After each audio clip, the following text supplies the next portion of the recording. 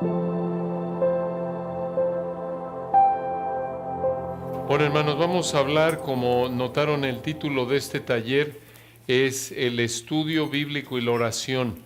Y para ello vamos a concentrarnos en un párrafo de el salmo más largo en toda la Biblia, de hecho el capítulo más largo de toda la Biblia, el Salmo 119. Si me acompañan ahí, les confieso que tenía planeado darles algo más de contexto, pero me lo voy a guardar con este cambio de Josías. Si Dios quiere, vamos a ver otro párrafo del Salmo 119 al rato, pero se los guardo para que no digan, no, esto ya lo oí, y se pongan ahí a ver su celular y demás. Ya que acabe ahí la introducción, ya se vuelven a conectar. Entonces, el Salmo 119, lo que es importante que sepan es que no sabemos exactamente quién fue el autor humano que Dios usó para escribir este libro.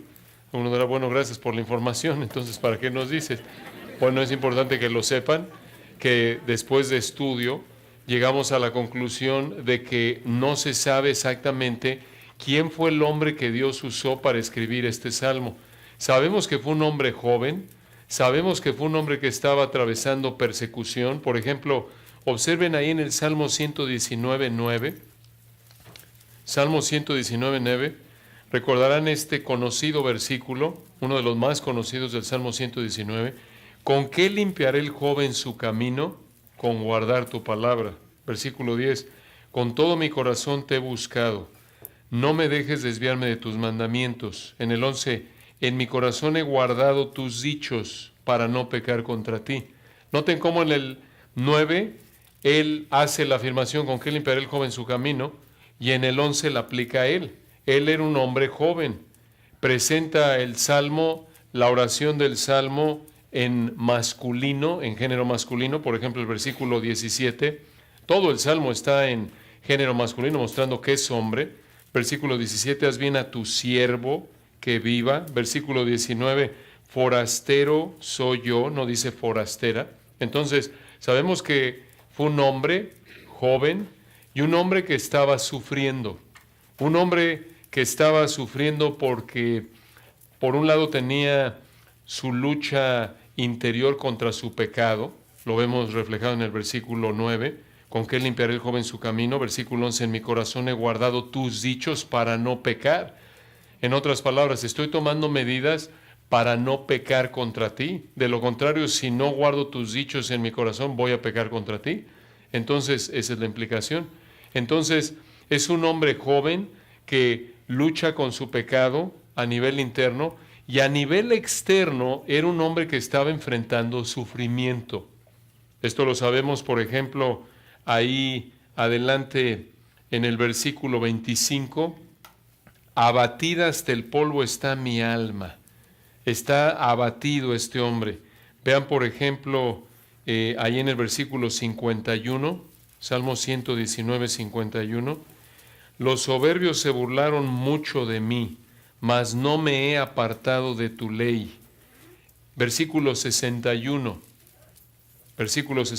compañías de impíos me han rodeado, mas no me he olvidado de tu ley. Entonces, este es un hombre que está sufriendo. Es un hombre que está sufriendo externamente, está enfrentando problemas en su vida a nivel externo, a nivel interno, la lucha con su pecado. En otras palabras, es un hombre común y corriente, un creyente igual a ti y a mí.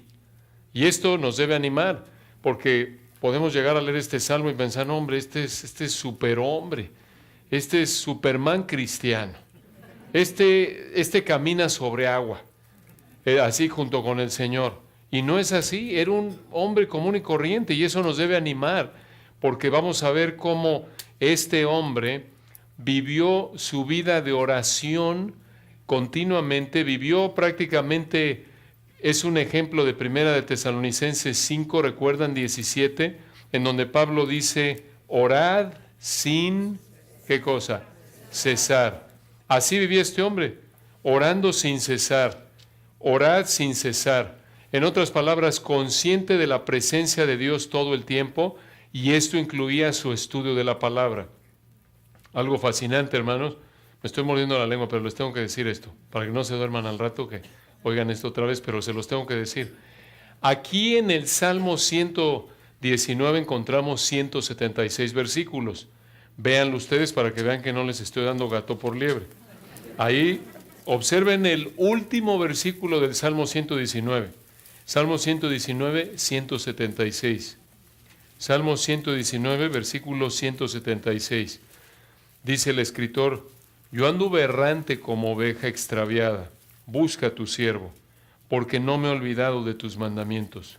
Es el salmo más largo de toda la Biblia, es el capítulo más largo de toda la Biblia, pero escuchen, esto es fascinante, hermanos, ya que vamos a hablar de oración, tenemos que decirlo.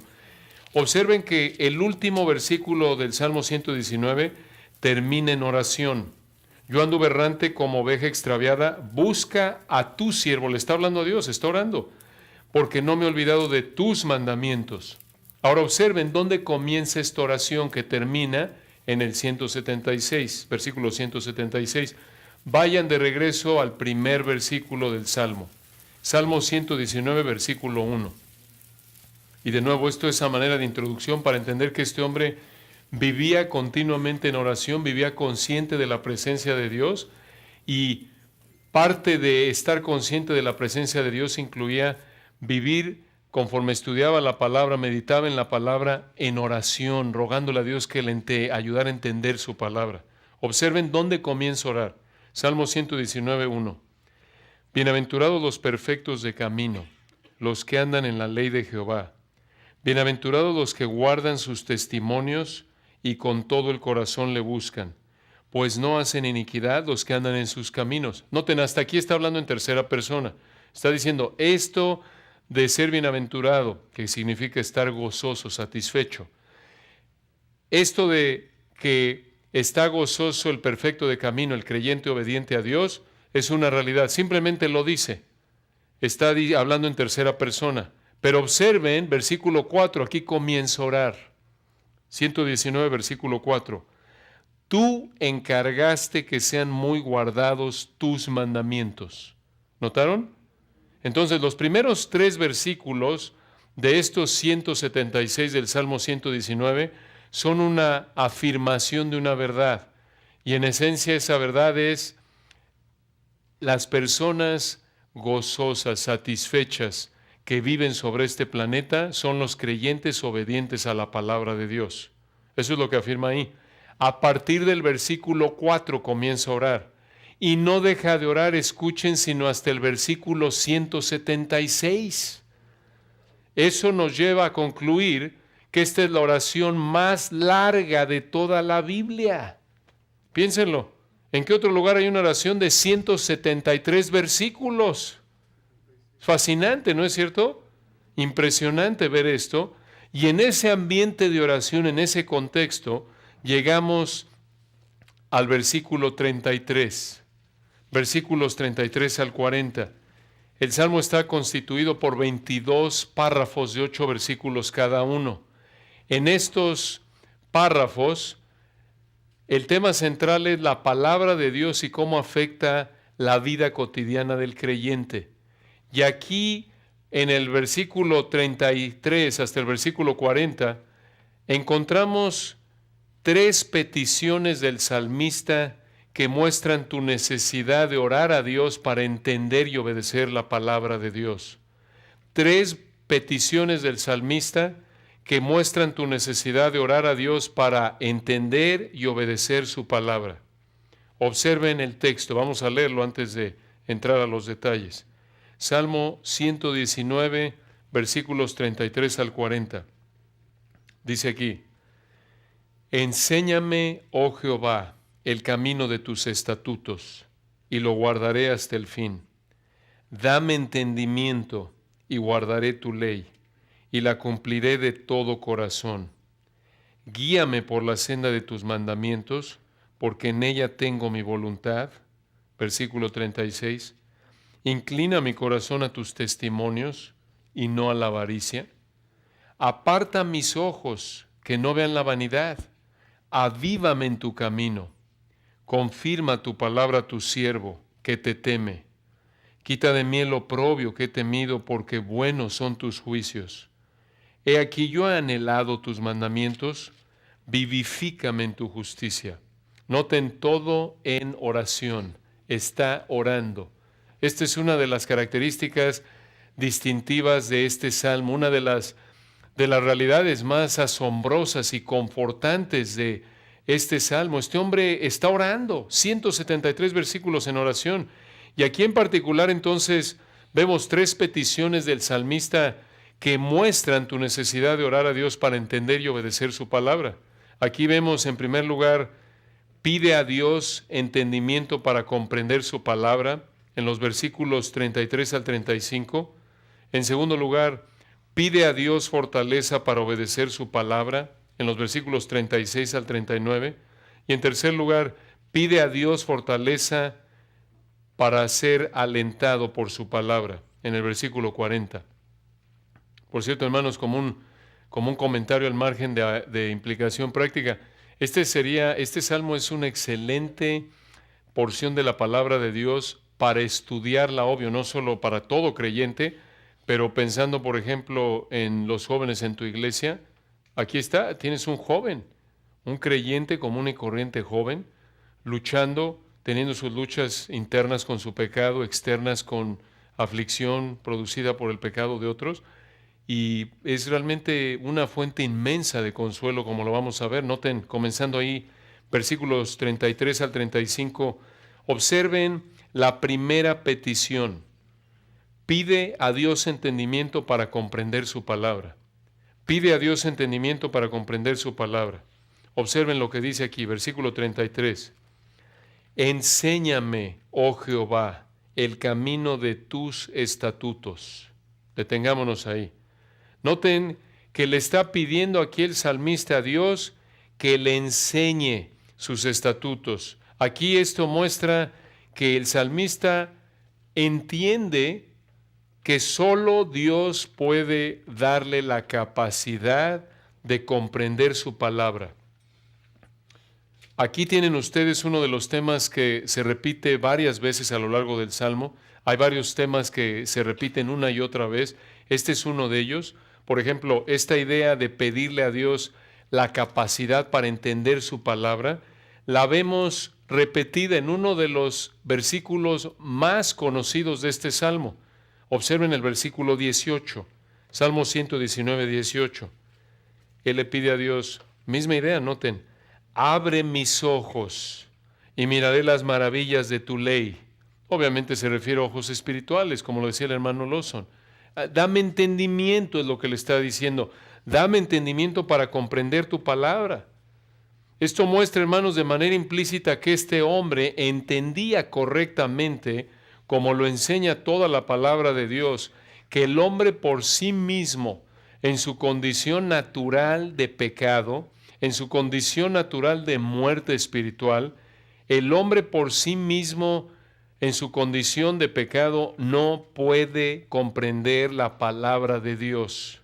Estamos espiritualmente incapacitados debido a nuestro pecado. Tenemos el entendimiento entenebrecido, como dice Efesios 4, ¿recuerdan?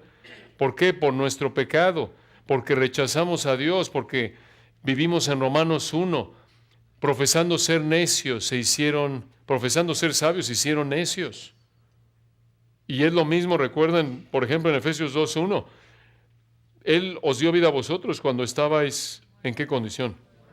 Muertos, espiritualmente muertos, separados de Dios, ajenos de la vida de Dios. Por eso recuerden, nos dice Romanos 3:11, no hay quien entienda, no hay ser humano quien en su condición de pecado natural tenga la capacidad de comprender la palabra de Dios, las verdades, las glorias de la palabra de Dios. Y ahí en Romanos 3, Pablo está describiendo cómo se ve la condición de esclavitud espiritual del ser humano, la condición natural espiritual del ser humano sin Cristo, la cual es de esclavitud al pecado. No hay quien entienda. El hombre natural no percibe las cosas que son del Espíritu de Dios, porque para él son locura. ¿Recuerdan 1 Corintios 2:14? Dios tiene que abrir nuestro entendimiento para que comprendamos su palabra, uno, para salvación, dos, para santificación. ¿Recuerdan anoche el pastor MacArthur habló de eso en 2 Corintios 4, cuando mencionó que el Dios de este siglo cegó el entendimiento de los incrédulos, ¿recuerdan? Para que no les resplandezca la luz del Evangelio de la gloria de Cristo. Noten que dice 2 Corintios 4:4, el Dios de este siglo cegó el entendimiento. No tenemos por naturaleza la facultad de comprender la palabra de Dios. Amamos nuestro pecado y por ello no podemos entender la palabra. Estamos ciegos espiritualmente, doblemente cegados por la obra de Satanás, como estudiamos anoche, 2 Corintios 4:4. Solo Dios puede abrir nuestro entendimiento. Por eso recuerdan, y de nuevo, tanto para salvación como para santificación. Para salvación, una ilustración, recuerdan, es Lidia en Hechos 16, versículo 14, cuando está ahí Pablo, recuerdan, predicando en Filipos, y en este texto clásico hermoso que nos recuerda que Dios es el que tiene que darle la capacidad al incrédulo para comprender el Evangelio y así hacerlo nacer de nuevo. Dice ahí en Hechos 16:14, escuchen, entonces una mujer llamada Lidia, vendedora de púrpura de la ciudad de Teatira, que adoraba a Dios, estaba oyendo el Evangelio, siendo predicado. Y versículo 14 al final, escuchen, y el Señor abrió el corazón de ella para que estuviese atenta a lo que Pablo decía. No es que se estaba durmiendo y estaba en la luna y el Señor le hizo entender. No. La idea de esta frase es que el Señor le dio la capacidad de entender, le concedió que se pudiera arrepentir, le concedió el arrepentimiento, la fe le hizo nacer de nuevo, y por eso el versículo siguiente, el versículo 15 dice, y cuando fue bautizada. En otras palabras, el Señor abrió el corazón de ella para que entendiese el Evangelio. Así es con el incrédulo. Esto en términos de implicación práctica debe recordarnos la necesidad que tenemos de orar por la salvación del incrédulo. Algunos dirán, oye, qué verdad tan profunda, eso es obvio. Bueno, es obvio, pero tenemos que recordarlo. Necesitamos vivir en dependencia de Dios continuamente a través de la oración para que al predicar el Evangelio el Señor tenga misericordia de los que lo están oyendo, los haga entenderlo. Y también esto nos quita un peso enorme de encima porque no depende de nosotros. Recuerden que alguien comprenda la palabra. Nuestra responsabilidad, claro, es explicarla de manera fiel y clara, pero no podemos hacer que alguien la entienda. El ser humano está incapacitado en su condición natural y aún para santificación, como lo vemos aquí ilustrado, Dios tiene que abrir nuestro entendimiento. Una ilustración de esto en el Nuevo Testamento, esto es ya creyente, Dios sigue abriendo nuestro entendimiento. Por ejemplo, en Lucas 24, ¿recuerdan ese texto hermoso en los versículos 44 y 45? Lucas 24, 44, 45. Noten lo que el Señor le dice a los discípulos. Lucas 24, 44, y les dijo, estas son las palabras que os hablé, estando aún con vosotros, que era necesario que se cumpliese todo lo que esté escrito de mí en la ley de Moisés, en los profetas y en los salmos. Y escuchen, versículo 45, entonces les abrió el entendimiento para que comprendiesen las Escrituras. Qué verdad, hermanos, así es, el Señor Jesucristo lo tiene que hacer. Él tiene que abrir nuestro entendimiento. Y por eso, regresando aquí, hermanos, al Salmo 119, versículo 33, el salmista le dice a Dios, enséñame, oh Jehová, el camino de tus estatutos. En otras palabras, tú dame la capacidad de entender tu palabra. Y noten, le pide a Dios que le enseñe su palabra, pero no solo para conocerla a nivel intelectual y ya. No es nada más, la conozco, quedé satisfecho con entenderla y me voy, no, sino que añade, noten versículo 33, enséñame, oh Jehová, el camino de tus estatutos, y al final del 33, y lo guardaré. Él quiere comprender para obedecer. Esa es la meta correcta del estudio bíblico. Esa es la meta correcta de la oración cuando le pedimos a Dios que nos dé entendimiento en su palabra para que la podamos obedecer. Esa es la meta, ¿no es cierto? Obvio, todo es para la gloria de Dios, pero en términos prácticos estudiamos, le pedimos, Señor, dame entendimiento para comprender tu palabra que estoy estudiando, para que la obedezca. Ese es lo primero. Y aun cuando enseñas, es lo mismo. Primero la buscas aplicarla a tu vida y enseñar como Esdras. Recuerdan en Esdras 7:10, Esdras había preparado su corazón para inquirir en la ley de Jehová y para cumplirla y para enseñar. Ese es el proceso. Y aquí lo vemos con este hombre.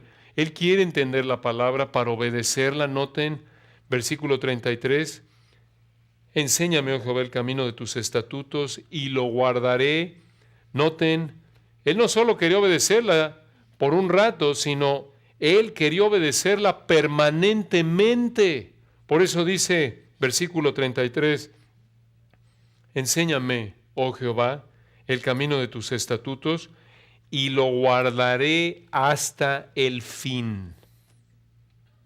Cuando le pedimos a Dios que nos enseñe su palabra, debe ser con este fin en mente. Le pedimos que abra nuestro entendimiento para comprenderla, para que así entonces la obedezcamos continuamente, para que seamos, como dice Santiago 1:22, 25, no oidores olvidadizos, sino hacedores perseverantes, hacedores obedientes a la palabra de Dios de manera constante. Y noten, el versículo 34, Salmo 119, 34, expresa la misma idea, pero añade algo más. Esto es muy importante. Observen el versículo 34, Salmo 119, 34. Sigue orando el salmista y le dice a Dios, dame entendimiento. Observen esas dos palabras. Dame entendimiento, le pide a Dios. En el hebreo, esta frase tiene la idea de decir, hazme que entienda. Es la misma idea que en Job 32:8, cuando dice el soplo del Omnipotente le hace que entienda.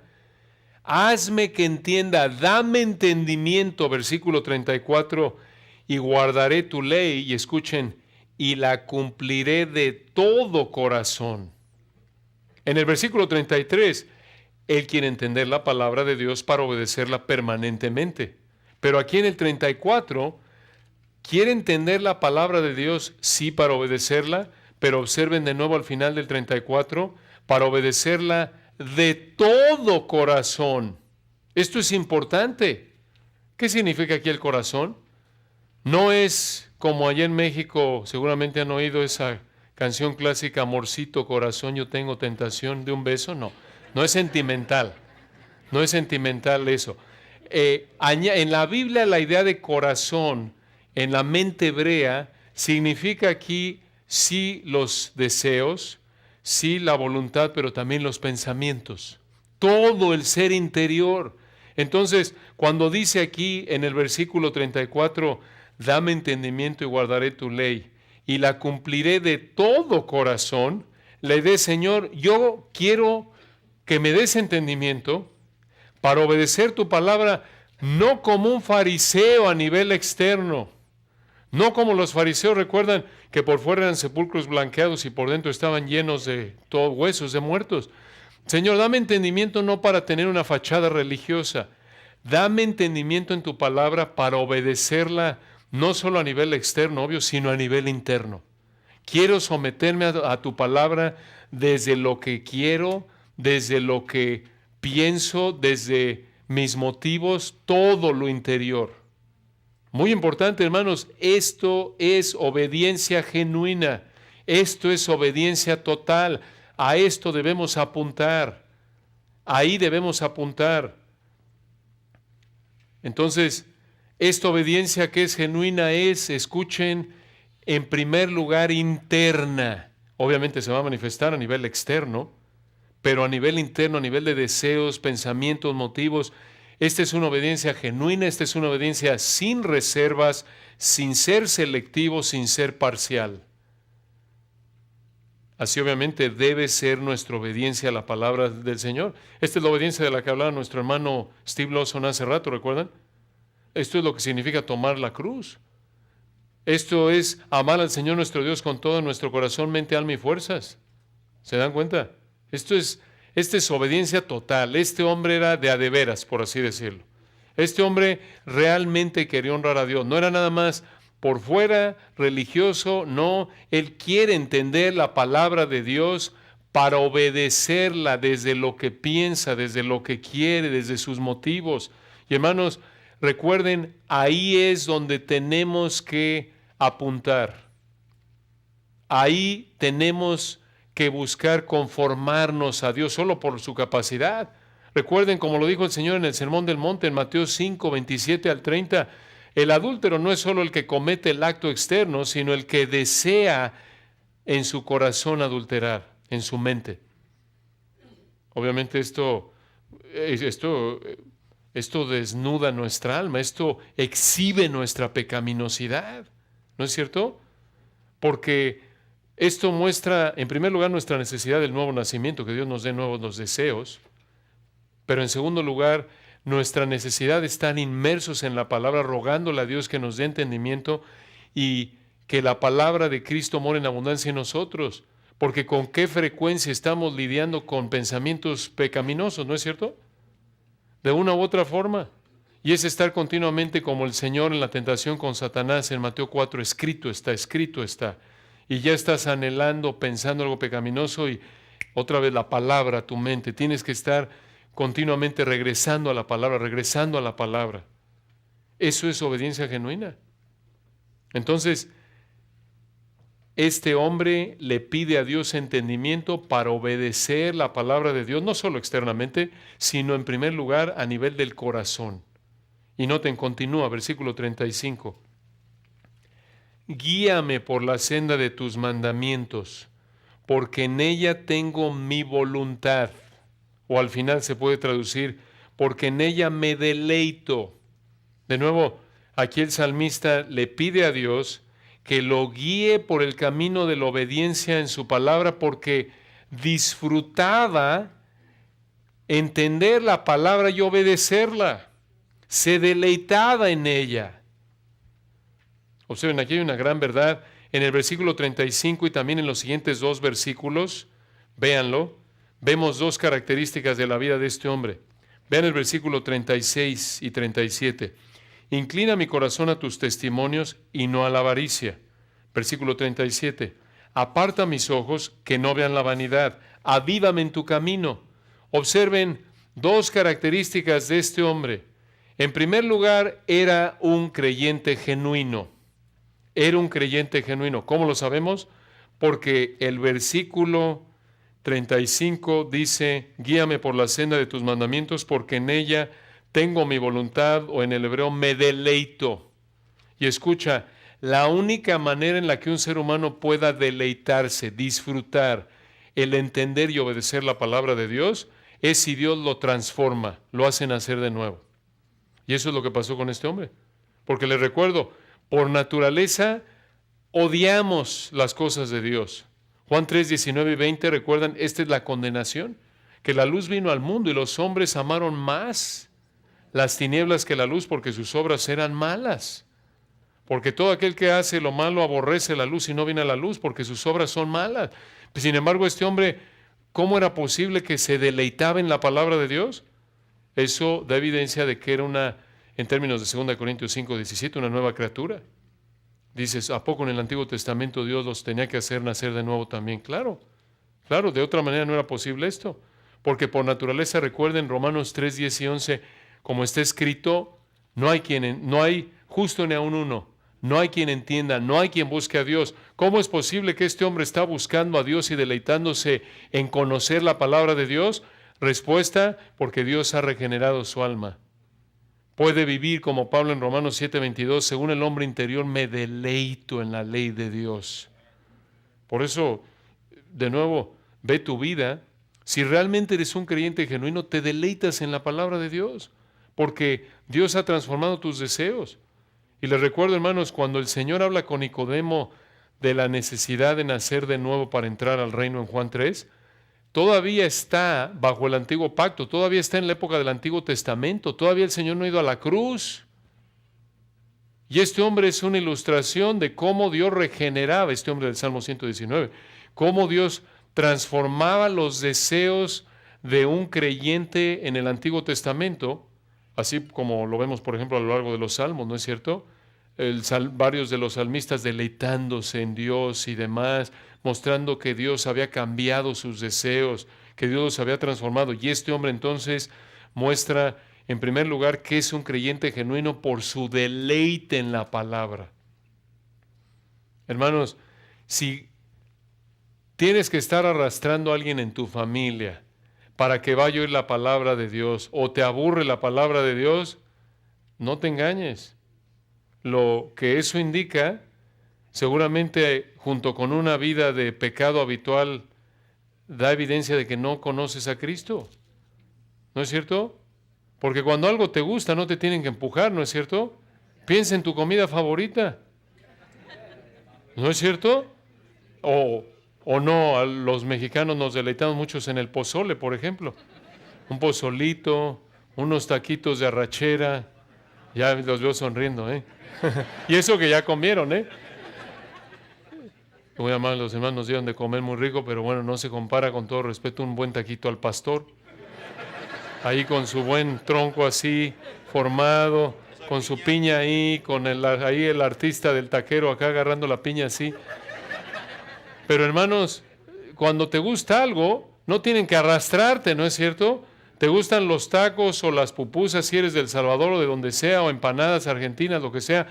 No es que hay otra vez empanadas, otra vez tacos. Así es la palabra de Dios. Si te deleita, no te van a arrastrar. Obviamente, el deseo y el deleite en la palabra de Dios puede verse afectado, puede bajar en su intensidad cuando, como creyentes genuinos, toleramos el pecado en nuestra vida. Y eso lo sabemos a partir de 1 Pedro 2, 1 y 2. ¿Recuerdan cuando Pedro dice, desechando pues toda malicia, engaño, hipocresía, envidias y todas las distracciones, desead como niño recién nacido la leche espiritual? ¿No es cierto? Entonces, cuando aún como creyente genuino toleras el pecado en tu vida, eso afecta tu hambre por la palabra y tu deleite en la palabra, claro. Y eso nos lleva a la segunda característica de este hombre.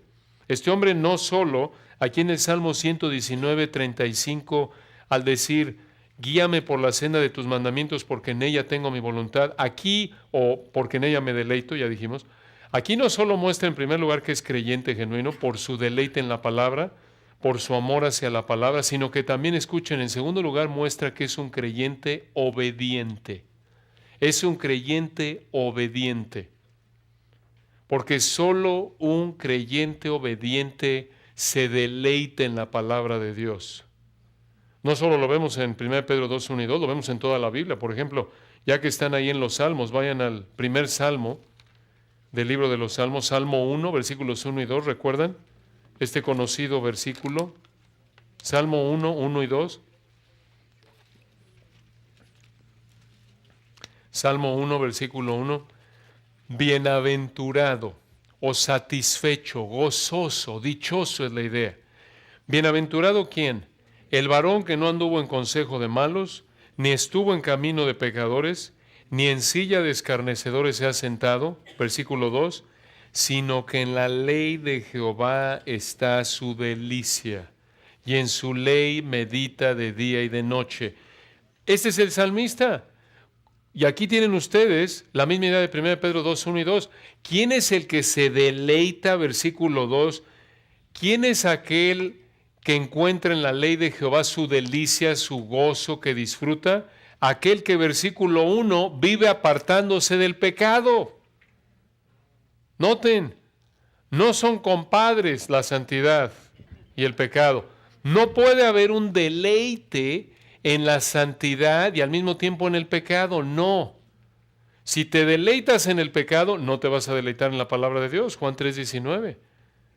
Si te deleitas en la palabra, no te vas a deleitar en el pecado. Y hermanos, aquí hay una gran verdad que se reitera en la palabra de Dios. El vivir inmerso en el estudio, cultivando la obediencia a la palabra de Dios, por imperfecta que sea, porque como el salmista, ya lo vimos, no, este hombre no era que volaba y atravesaba las paredes, este no es un superhombre, no, este es un creyente común y corriente, que está luchando, lo vamos a ver en un momento, con su pecado. Sin embargo, en medio de la lucha con su pecado, en medio de su obediencia imperfecta, es un hombre que se deleita en la palabra de Dios, evidenciando así que se está esforzando por la gracia de Dios en obedecer. Y aquí, hermanos, recuerden, el deleitarte en la palabra de Dios te va a fortalecer contra la tentación. Porque, versículo 1, bienaventurado, satisfecho. Cuando estás satisfecho, no va a ser tan fácil que caigas en la tentación. De nuevo, piensen, acaban de comer, alguno dirá, este está obsesionado con la comida, puras ilustraciones de comida. Bueno, hermanos, así somos los mexicanos, ya saben. Pero no estamos obsesionados con la comida. Uno que otro sí. Pero, piensen en esto, acaban de comer, esperamos que la mayoría de ustedes estén satisfechos. Cuando estás satisfecho, te ponen un postre que quizás no debes comer. Si estás satisfecho, pues es más fácil decir no, ¿verdad? Obviamente si tienes hambre dices, bueno, no debo, pero me estoy muriendo de hambre, venga. ¿No es cierto? Entonces, así es con la palabra de Dios. Conforme estás disfrutando del fruto del Espíritu, amor, gozo, paz, etcétera, es más fácil resistir a la tentación. Cuando estás disfrutando de la bienaventuranza, del gozo, de entender y obedecer la palabra de Dios, es más fácil resistir el atractivo del placer temporal que ofrece el pecado. ¿No es cierto? Entonces, aquí en el caso del salmista, observen, ustedes son creyente obediente, disfrutando estudiar y obedecer las Escrituras, y por eso aquí en el versículo 34 le pide a Dios que lo guíe por el camino de la obediencia. Perdón, versículo 35. Entonces, aquí en el Salmo 119, 33 al 40, estamos estudiando 3 peticiones del salmista que muestran tu necesidad de orar a Dios para entender y obedecer su palabra. Ya vimos la primera, versículos 33 al 35, pide a Dios entendimiento para comprender su palabra.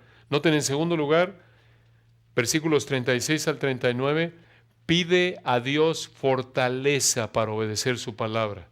Pide a Dios fortaleza para obedecer su palabra.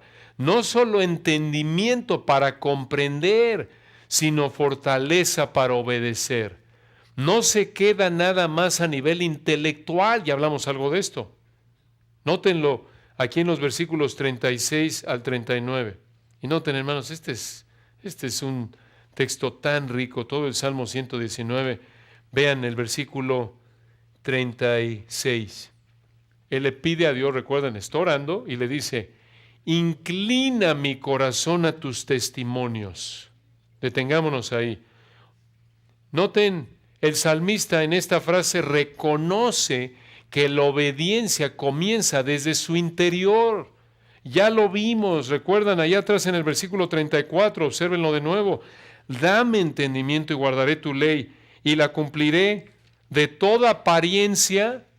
No quieres ser un religioso, quieres ser un hombre verdaderamente espiritual, un hombre que realmente obedece a Dios, no solo externa, sino internamente.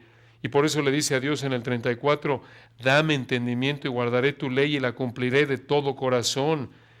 35, guíame por la senda de tus mandamientos, porque en ella tengo mi voluntad. Y vuelve a decirle a Dios, versículo 36, inclina mi corazón a tus testimonios. El salmista reconoce que la obediencia comienza desde su interior. Y observen, aquí le pide a Dios, noten aquí la diferencia, no hay repetición, versículo 34, ahí dice, dame entendimiento y guardaré tu ley y la cumpliré de todo corazón. Ahí vemos su compromiso. Señor, tú dame entendimiento para entender tu ley y obedecerla desde lo que pienso, desde lo que quiero, desde lo más profundo de mi ser. Ese es su compromiso. Pero él reconoce que Dios le tiene que dar la capacidad de hacerlo. Por eso le dice aquí en el versículo 36, inclina mi corazón a tus testimonios.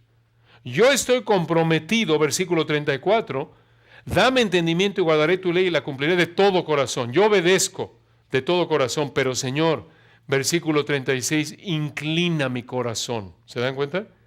Inclina mi corazón a tus testimonios.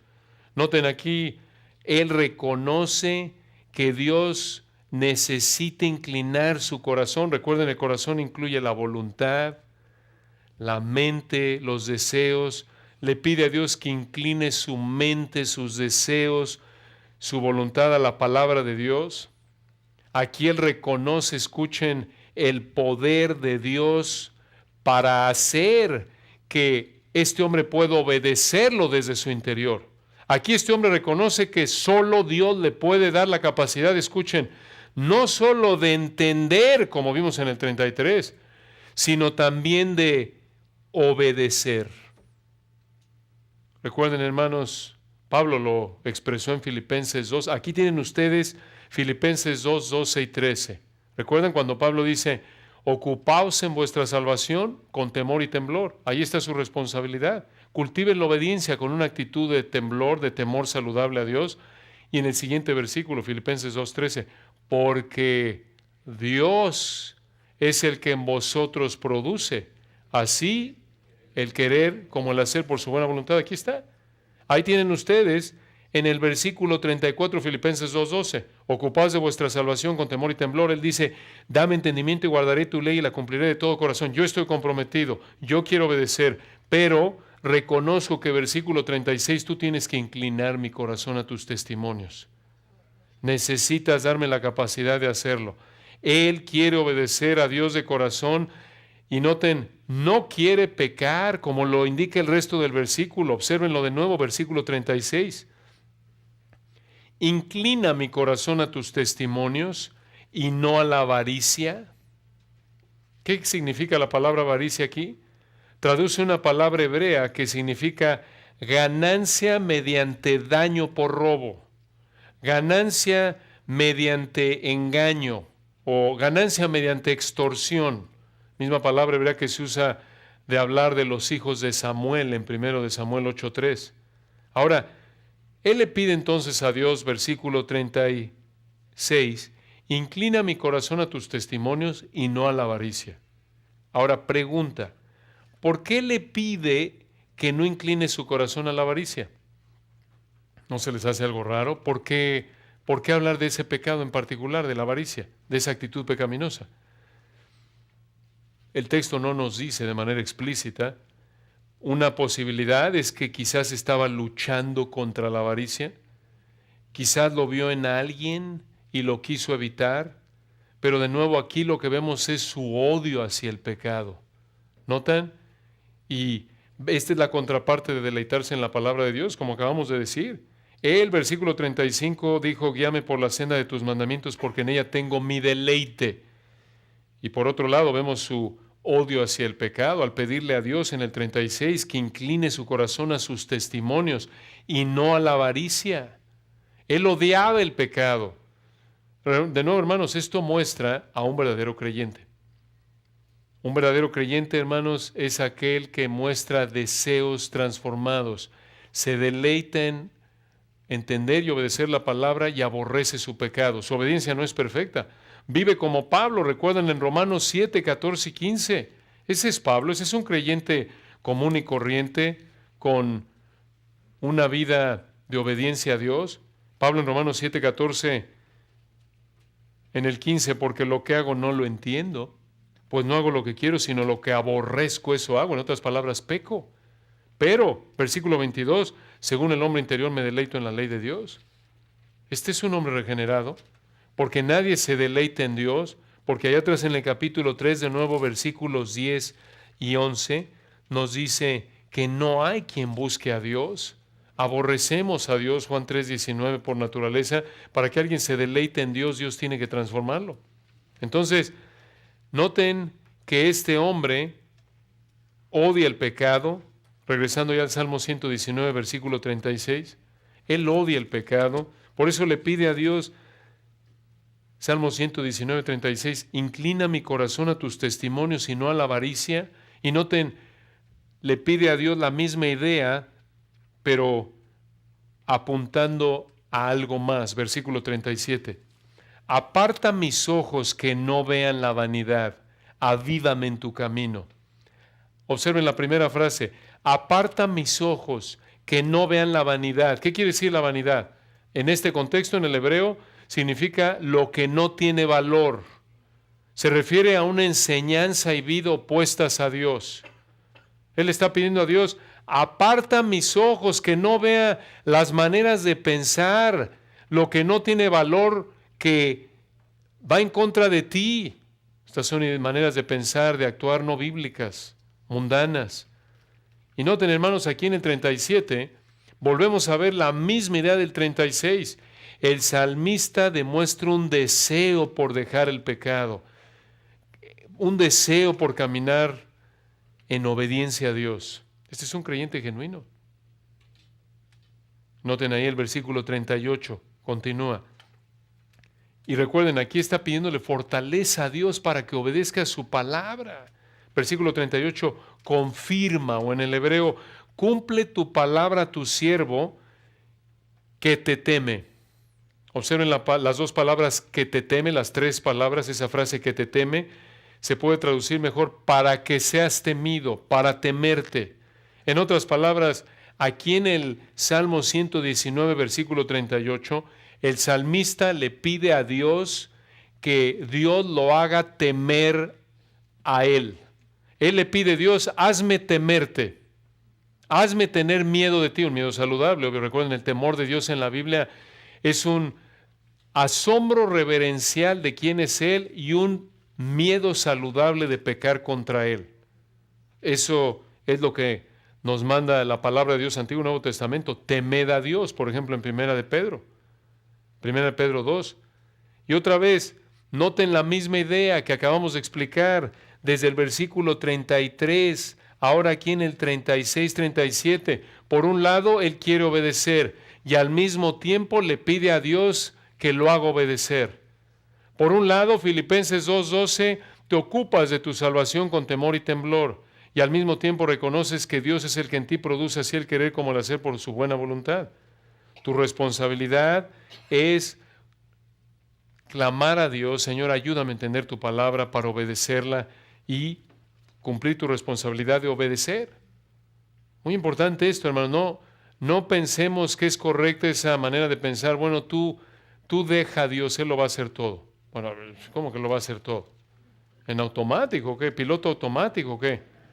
Bueno, sí, Dios produce en ti así el querer como el hacer, pero la Biblia continuamente dice, haz esto, haz esto, haz esto. Tu responsabilidad, andad en el Espíritu. Haced morir lo terrenal en vosotros. En otras palabras, apártate del pecado. Deja el pecado, huye de las pasiones juveniles. No nada más que Dios, hazme huir de las pasiones juveniles. Si le pides, pero la implicación es que también estás tú cumpliendo tu responsabilidad de evitar cualquier cosa que te lleve a pecar. No tengo aquí la botella de agua y, Señor, hazme no codiciar esa botella de agua. Y estoy diciendo, Señor, guárdame de codiciarla. No te acerques, Señor, guárdame de codiciar la botella de agua de la que estoy huyendo. ¿No es cierto? No estoy ahí, líbrame de la tentación, Señor, de tomar la botella. Y estoy así, guárdame, Señor. Voy a estudiar aquí enfrente de la botella, voy a orar porque me guardes de la botella aquí enfrente. No es así. Y luego pecamos, y luego llegamos, hermano, ayúdame, ora por mí porque estoy cayendo en la tentación. ¿Por qué? Es que oro, lloro y vuelvo a caer. Bueno, paso número 1, ¿dónde estás enfrente de la tentación? Toma las medidas necesarias para darle la espalda a la tentación. Sí oras, pero también huyes. Si tu ojo derecho te es ocasión de caer, lo sacas y lo echas. Mateo 5:29. En otras palabras, tomas medidas drásticas para evitar el pecado en tu vida. Si le pides al Señor, guárdame, no nos metas en tentación, y al mismo tiempo tú estás huyendo de la tentación. Dios te protege a través de tu obediencia a su palabra. Entonces, aquí en el Salmo 119, en el versículo 38, el salmista vuelve a reconocer la obra de Dios en su santificación, en su crecimiento espiritual, Y noten, al igual que en el versículo 39, le dice a Dios el salmista, quita de mí el oprobio que he temido. Detengámonos ahí. Quita de mí el oprobio o el menosprecio, la desgracia que he temido. ¿A qué se refiere, noten, con esa palabra oprobio, también traducida menosprecio, desgracia? ¿Por qué le tenía miedo ese oprobio? Porque le tenía miedo. Dice, quita de mí el oprobio que he temido. Quita de mí el menosprecio, la desgracia que he temido. ¿Qué era ese oprobio, esa desgracia que le daba miedo? Escuchen, es el oprobio que teme aquí este hombre es el oprobio de negar a Dios. A eso se refiere. Esa es la idea aquí, en el hebreo, en el contexto. El oprobio que tiene la vergüenza o digamos la desgracia, que de nuevo se puede traducir esa palabra en el hebreo a oprobio, en Reina Valera 60, se puede traducir menosprecio, desgracia. Esa desgracia, ese oprobio al que le teme, tiene miedo, es el oprobio de negar a Dios. Ahora, piensen en esto, ¿por qué teme el negar a Dios? Si acabamos de ver que este hombre es un gigante espiritual, ¿no es cierto? Ya lo vimos ahí en el versículo 33. Enséñame, oh Jehová, el camino de tus estatutos y lo guardaré hasta el fin. 34. Dame entendimiento y guardaré tu ley y la cumpliré de todo corazón. Él quiere entender la palabra para obedecerla de todo corazón. Él quiere esforzarse y además reconoce, es humilde en reconocer que solo Dios le puede dar la capacidad y por eso en el 36 dice, inclina mi corazón a tus testimonios. ¿Por qué entonces decir en el versículo 39, quita de mí el oprobio que he temido? ¿Por qué decir, Señor, quítame el oprobio, quítame la desgracia de negarte? ¿Por qué teme el negar a Dios? Respuesta, porque Él sabe que su carne es débil. Esta es la implicación. Él sabe que su carne es débil. Temo, Señor, estoy aterrado de negarte. Temo caer en esa desgracia de negarte. ¿Se dan cuenta, hermanos? Este es un hombre que conoce quién es delante de Dios. Este es un hombre que, aunque observen, manifiesta deseos santos, también entiende que todavía tiene deseos pecaminosos en él. Este es un creyente común y corriente igual que nosotros. ¿Se dan cuenta? Este es un hombre que entiende que el espíritu está dispuesto, mas la carne es débil. Este es un hombre que entiende lo que Pedro no entendió en un momento de orgullo, ¿recuerdan? Cuando el Señor les dijo, todos me van a negar, y Pedro, no, aunque todos te negaren, yo no. Yo hasta voy a morir contigo. Allí actuó de manera orgullosa Pedro, recuerdan, y luego ahí negó al Señor 3 veces. Pero este hombre entendía que era frágil, era débil. Él sabía que su carne era débil. Sí, Filipenses 2, ya lo dijimos, él entendía que Dios produce en él así el querer como el hacer. En el versículo 36, él entendía que él tenía que ocuparse en su salvación con temor y temblor, esas verdades. Obvio, en ese entonces Filipenses no estaba escrito, pero vemos aquí esas verdades implícitas aquí. Él entendía, él anhelaba obedecer a Dios. Él sabía que solo Dios le podía dar la capacidad, pero también escuchen, en su anhelo por obedecer, como lo vemos aquí en el versículo 39, en su anhelo por obedecer, él reconoce su propensidad a pecar y su necesidad de la gracia de Dios para obedecer. Por eso le dice aquí a Dios, versículo 39, quita de mí el oprobio que he temido, quita de mí la desgracia de negarte. Aquí, hermanos, hay una gran ilustración de esa petición de la oración de los discípulos. ¿Recuerdan cuando el Señor les dijo a los discípulos, Padre nuestro que estás en el cielo? Y una de las peticiones es, y que recuerden, son guías para orar, no es que hay que repetirla así cada vez que oras. Y no nos metas en ¿qué? En tentación, mas líbranos del mal. Esa es la misma idea. Esa petición reconoce nuestra propensidad a pecar y clamar a Dios y pedirle, Señor, ayúdame. Yo anhelo obedecerte, yo entiendo que tú eres el que me das la capacidad, pero Señor, veo mi tendencia, lo fácil que es pecar, lo fácil, la facilidad con la que caigo en pecado, que te pido, Señor, que me guardes. Y noten la razón que da, versículo 39. Quita de mí el oprobio, quita de mí el oprobio de negarte que he temido. Versículo 39, porque buenos son tus juicios, o tus decisiones, o tus juicios revelados en el hebreo. Esta es la razón por la que no quiere negar a Dios. No quiere, escuchen, de dejar de disfrutar de la buena palabra de Dios. Y noten, aquí llama la palabra de Dios buena. En todo este salmo se usan diferentes palabras para referirse a la palabra de Dios. Aquí se habla de la palabra de Dios. El salmista se refiere a la palabra escrita de Dios como juicios, tus decisiones. Pero noten que dice, porque buenos son tus juicios. Esta es una palabra hermosa, buenos son tus juicios. Noten cómo se usa la misma palabra hebrea en el versículo 68. Acompáñenme ahí. Versículo 68. Dice, bueno eres tú y bienhechor, enséñame tus estatutos. Bueno, ahí está, Tob en el hebreo. Bueno es la misma palabra que se usa en el versículo 39 que acabamos de leer cuando dice, buenos son tus juicios. Cuando dice en el 68, bueno, quiere decir en el hebreo, amoroso. Tú muestras gracia, bueno eres tú eres un Dios de gracia, tú eres un Dios bueno, amoroso. Y bienhechor quiere decir tú, Dios, tratas con amabilidad, con gracia.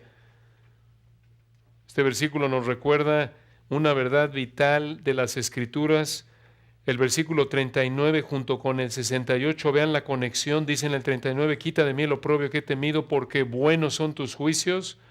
Y en el 68, bueno eres tú y bienhechor. Escuchen, las cualidades de Dios son las mismas cualidades de la palabra de Dios en su esencia. Muy importante entender esto. ¿Por qué? Porque esto muestra que ¿quién es el autor de la palabra de Dios?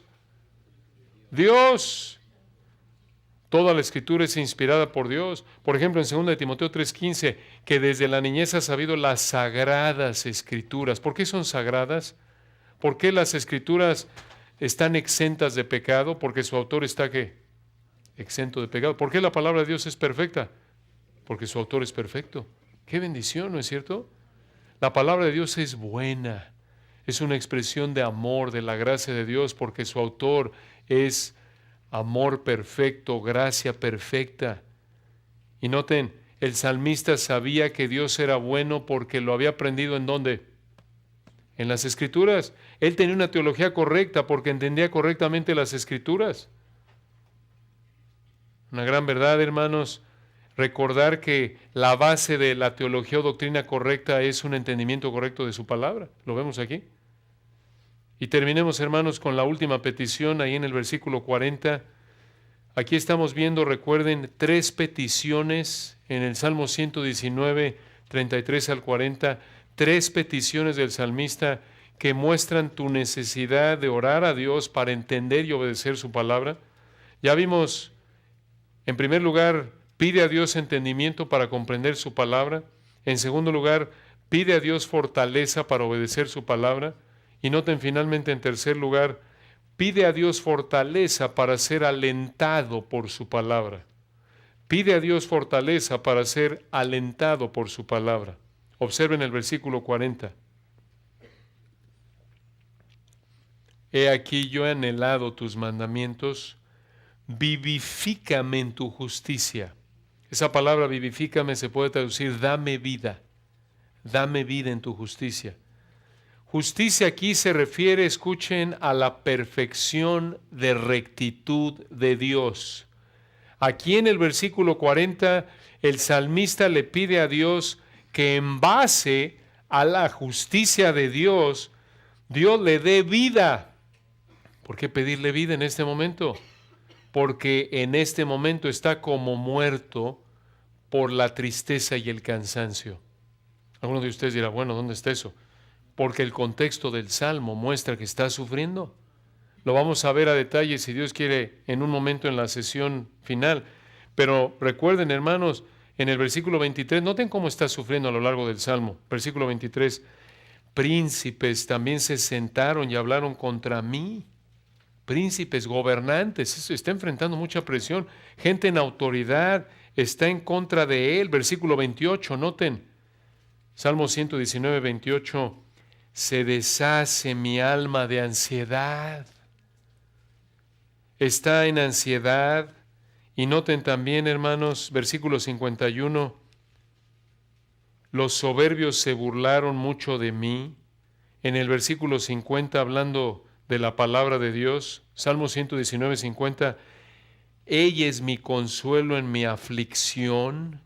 ¿Se dan cuenta? Está sufriendo, está triste, está afanado. Vean, por ejemplo, en el versículo 82, desfallecieron mis ojos por tu palabra, diciendo, ¿cuándo me consolarás? Noten, versículo 84, ¿cuántos son los días de tu siervo? ¿Cuándo harás juicio contra los que me persiguen? Versículo 85, los soberbios me han cavado hoyos, mas no proceden según tu ley. Versículo 86, todos tus mandamientos son verdad, sin causa me persiguen, ayúdame. Casi, versículo 87, me han echado por tierra, pero no he dejado tus mandamientos. Está sufriendo este hombre. Por eso, en el versículo 40 dice, he aquí yo anhelado tus mandamientos, vivifícame en tu justicia. Le pide a Dios que le dé vida en base a su justicia, en base a quién es Él, porque está como muerto por esta tristeza, por cansancio. Ahora esto lo vamos a ver a fondo, si Dios quiere, en un momento, de nuevo en nuestra última sesión, pero por ahora, aquí tienen ustedes un principio vital. Cuando estás afligido, cuando estás triste, cuando estás cansado por la aflicción, por el sufrimiento, aquí tienes tu oasis. Aquí es a donde tienes que acudir, a la palabra de Dios. Dios usa su palabra para confortarte. Esto es lo que vemos en Romanos 15, de nuevo, aunque lo veremos con más detalle en un momento. Véanlo para terminar. Romanos 15, porque algunos de ustedes ya los veo aplicando lo que estamos enseñando de la oración. Ya los veo algunos, uno que otro ya orando. Es broma, hermano, no he visto a nadie, con los ojos cerrados, pensando que están orando. Por no decir que están tomándose un coyotito después de tanta enseñanza y comida. Observen ustedes el versículo 4, Romanos 15, 4. Porque las cosas que se escribieron antes para nuestra enseñanza se escribieron, a fin de que por la paciencia y la consolación de las Escrituras tengamos esperanza. Noten, en este contexto está hablando Pablo de las opiniones, diferencias en gustos, preferencias en la congregación, y Pablo reconoce que puede ser difícil a veces soportarnos, amarnos unos a otros en áreas de preferencia. Uno prefiere una cosa de una manera, otro de otra, no asuntos que la palabra manda, sino asuntos de gustos. Entonces Pablo dice, miren, para que encuentren consuelo en esta área, necesitan recordar que Dios los conforta, Dios los fortalece a través de su palabra. Y eso es lo que necesitamos. Necesitamos acudir a la palabra, y lo vamos a ver con más detalle, si Dios quiere, en un momento. Muy bien. Bueno, vamos a orar, hermanos, para que puedan descansar un poquito. Oremos. Padre, te damos gracias por tu palabra en esta tarde. Gracias, Señor, por este texto tan hermoso, por este salmo tan hermoso. Nos sorprende y nos anima a ver cuánto hay en tu palabra, qué riqueza hay en tu palabra. A veces pensamos que conocemos algún texto, y hasta que no lo vemos a fondo con más detalle nos damos cuenta de que no sabemos nada acerca de ese texto. Y esto nos anima, Señor, porque nos recuerda tu mente perfecta, tu mente revelada en tu palabra. Gracias por tu palabra buena, tu palabra tan rica. Gracias por enseñarnos en esta tarde varias verdades, y en particular esta verdad acerca de la necesidad de orar, para poder entender tu palabra, para poder obedecer tu palabra. Y gracias también, Señor, por el ánimo que es ver a este hombre que tú escogiste, que aunque permanece desconocido para nosotros, tú sabes a quién usaste. Él era un hombre como nosotros. Nos anima, Señor, verlo luchando igual que nosotros, con sus tendencias pecaminosas, con el sufrimiento en su vida diaria. Que esto que hemos estudiado, Señor, lo uses para motivarnos, para recordar en medio de nuestra lucha, Padre, que tú nos fortaleces a través de tu palabra. Que esto nos motive, Padre, a que en medio del estudio disciplinado de tu palabra continuamente estemos pidiéndote entendimiento para obedecer, no olvidando que dependemos de ti en todo momento, necesitamos tu gracia para obedecer, para entender, para huir del pecado. Gracias te damos, Señor, por este tiempo. Yo oro que sigas fortaleciendo a todos mis hermanos en estos últimos momentos para que podamos disfrutar juntos de tu palabra, de la comunión en estas horas que nos quedan. Gracias, Señor, porque nos has concedido este tiempo en Cristo Jesús. Amén.